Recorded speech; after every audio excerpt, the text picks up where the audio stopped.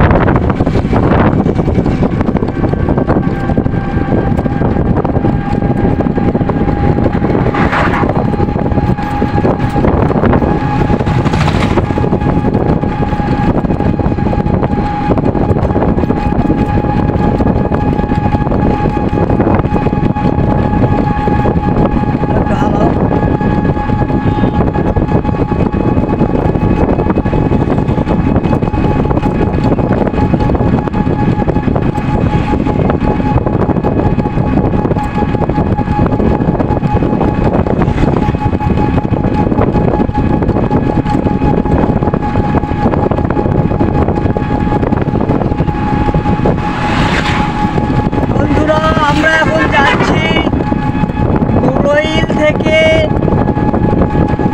সাহারপুকুর দিয়ে দুপচাচিয়া যাব। আমরা দেখাতে চাই যে আসলে এত ব্যস্ত এই রাস্তা, এই ব্যস্ততম রাস্তায় কত মানে ছোট একটি রাস্তা হয়ে গেছে। আমাদের এই যে পিঠটা দেখতে পাচ্ছেন সাদা রেখার নিচে বাম সাইডে, এই পিঠটা দেওয়াতে মানে একটু উঁচা বেশি হয়ে গেছে। আমাদের ছোটো গাড়িগুলো আসলে এই রাস্তার এখান থেকে যদি নেমে দেই, মানে দূরপাল্লার কোনো গাড়ি এসে যদি আমাদের চাপ দেয়, আমরা যদি বামে নেমে দেই, তাহলে কিন্তু আমাদের গাড়ি উল্টে যাওয়ার সম্ভাবনা বেশি থাকে।